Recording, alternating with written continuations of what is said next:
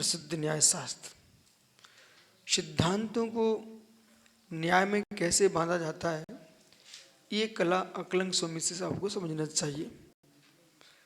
विद्यानंद स्वामी का सत्य शासन परीक्षा संपूर्ण दर्शनों को एक साथ रख करके और किस प्रकार से जैन दर्शन को उन्हें समृद्ध किया है, वे आचार्य विद्यानंद स्वामी।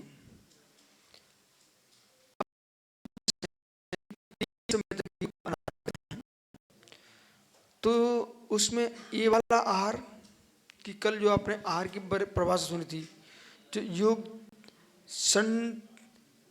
तीन शरीर 6 पर्याप्त योग्य जो पुतलों का ग्रहण है, उसका नाम आहार है।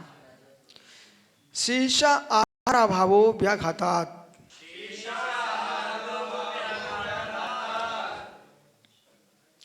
विघात होने से शेष आहार का अभाव है। कहाँ पर? विग्रह गति में। ठीक है। जो कबलाहार, ओजाहार, मनोआहार, मानसिक आहार, ठीक है, कर्म नो कर्म आहार ही मात्र रहता है, वहाँ शेष आहारों का अभाव है। लेपाहार, तो कबलाहार, लेपाहार, ओजाहार, मानसिक आहार, ये आहार नहीं होता। ठीक है। कर्म नो कर्म आहार ही चलता रहता है। विग्रह गतौ शेष आहार अभाव, विग्रह गति में वो पढ़ चुके हो भाई,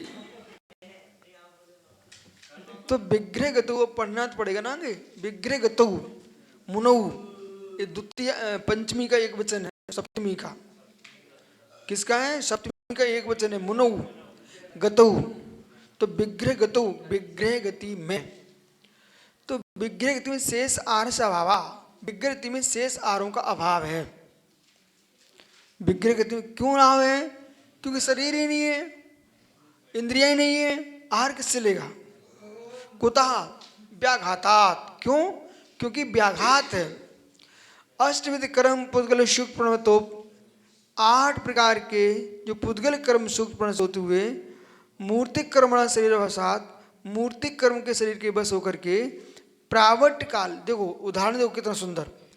प्रावट काल में वर्षा काल, ये प्रावट काल चल रहा है।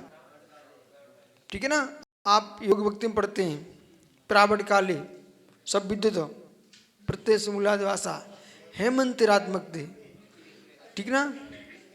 तो ये प्रावट काल ये है।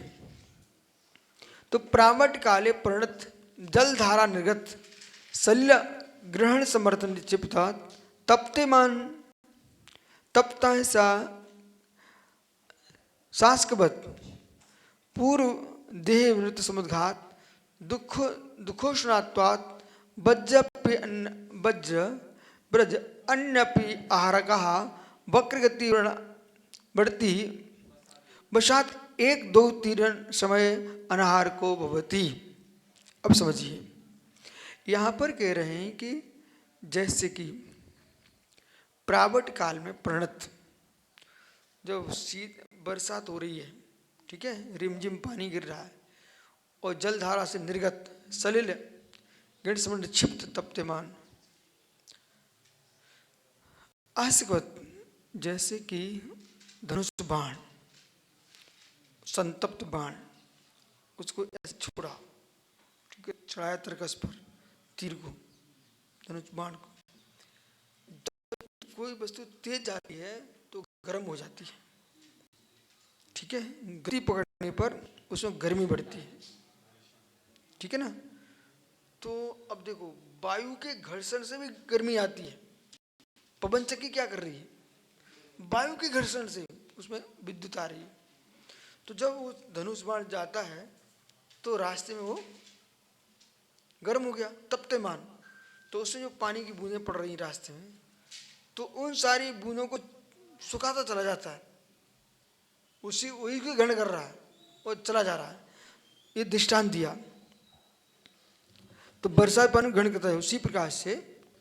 तो ये तो हुआ दृष्टांत, जैसे बाण जा रहा है और उस पानी को ग्रहण करता चला, सलिल ग्रहण समर्थ निक्षिप्त, उसी प्रकार तप्तमान से तपते हुए आस्कवत उस धनुष देखो पूर्व देह निवृत्य, इधर देखो पूर्व देह निवृत्य, पूर्व देह ये है, यहाँ से मरण किया जीव ने और जा रहा हो विग्रह में जन्म लेने के लिए, तो पूर्व शरीर को विनिवृत्य, पूर्व शरीर को छोड़ करके समुद्घात दुखोष्णत्वात्, हाँ अब माणंतिक समुद्घात, उसके दुख से ब्रजन अपि आहार का, ब्रज यानी गमन, ब्रजती ब्रजंती ब्रजती ब्रजत ब्रजामी ब्रजावा ब्रजामह।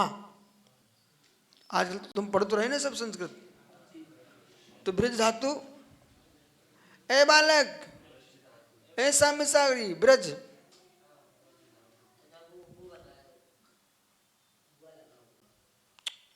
अरे भाई व्रज व्रज व्रज व्रज,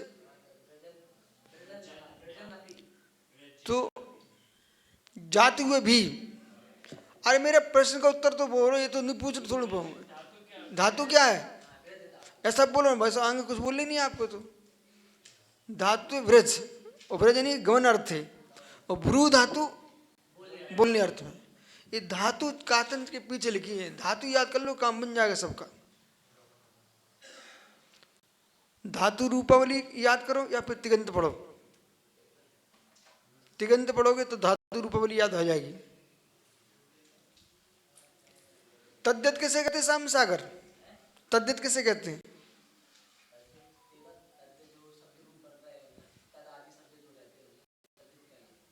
जैसे कि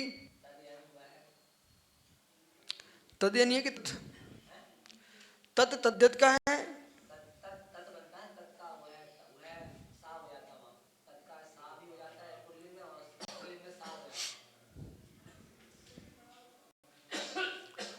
बहुत सुंदर और संक्षेप में शब्द बनता तद्दत का, समझ गए? और त्वा किसका शब्द है? और शब्द त्वा, ता त्वा, वो तो लगता है, बनता कैसे?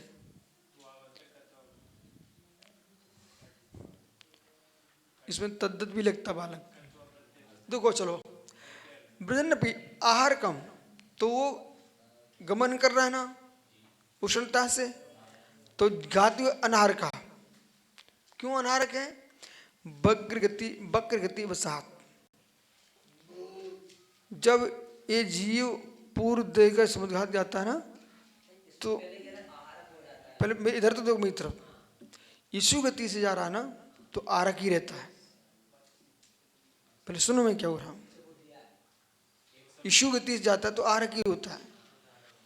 जैसे एक समय क्या है, तो यीशु गति का समय क्या है?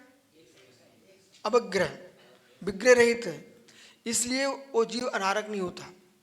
दो मोड़े की गति में एक समय लगता है, तो उसको एक समय अनारक रहेगा, आगे आ रहा सब। तो वक्रति के साथ वक्रति दो तीन समय अनारको भवती, एक समय दो समय तीन समय तक जीव अनारक रहता है। तत्र एक समय, सुनिए ध्यान से, तत्र एक आपने हिंदी पढ़ लिया होगा पहले से, ऐसा लगता मुझे, तो वहां भी हम पहुंचे नहीं, यहाँ तुम जहाँ का तुम प्रश्न कर रहे हो अब पहुंचे हैं। तत्रेक में ईशुगत उक्त आहार का अनुभव नहीं गच्छति, उसमें जो है तत्र एक में ईशुगति, जो ईशुगति है उक्त आहार का अनुभव नहीं हो, वो आहारक के साथ ही गमन करती है, वह अनारक नहीं होता है। क्या पूछ रहे हो? अरे वो दृष्टांत दे रहे हैं, जैसे तीर निकला ना, तो तीर निकला तो उसमें पानी की बूंदें सब संतप्त इतना था, उस समय सूखते चला जाता, पानी की बूंदों को लेकर चला जाता है। ऐसे ही जो जीव ईश्वर वाला जीव है, नहीं विज्ञाकृति में जो जीव है, वो नो कर्म कर्म नो कर्म कोई ग्रहण करके निकल जाता है, वो आहारक नहीं होता। अरे आहारक बाद में होगा, ईशुगति वाला आहारक नहीं होता, उसको वही आहार है भाई।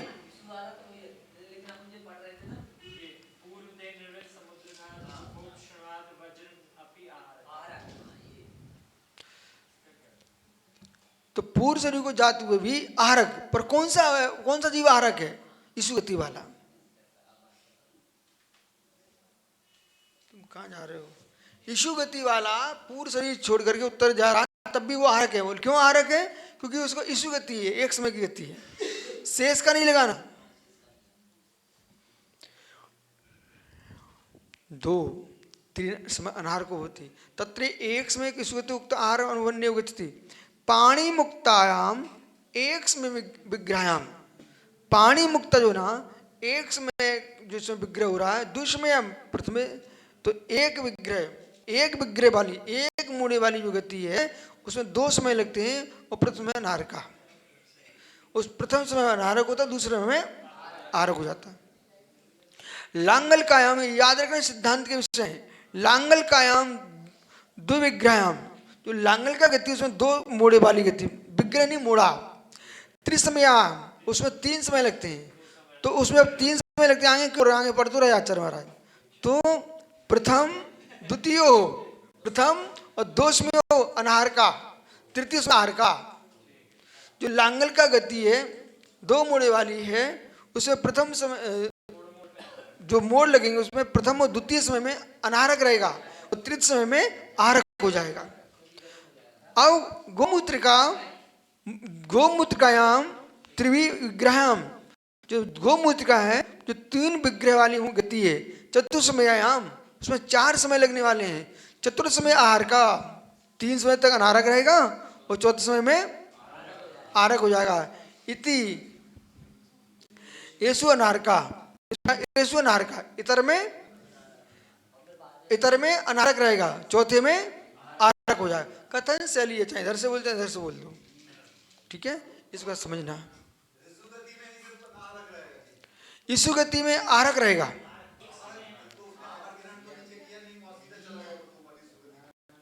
उसमें समय कम है, इसलिए सुनो, आहारक का अवस्था से गया, आहारक की होगा सीधे जाकर के, उसमें एक ही समय है।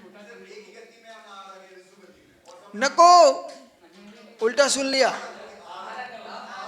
मात्र ईशु गति में आहारक है, शेष में अनाहारक है, ठीक है ना।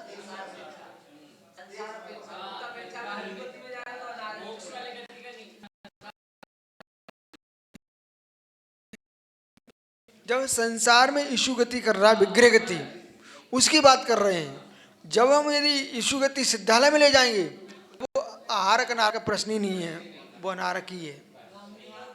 ये संसार अवस्था की व्याख्या कर रहे हैं, आप कहां जा रहे हो भाई?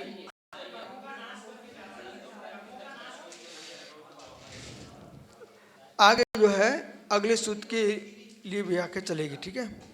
नमो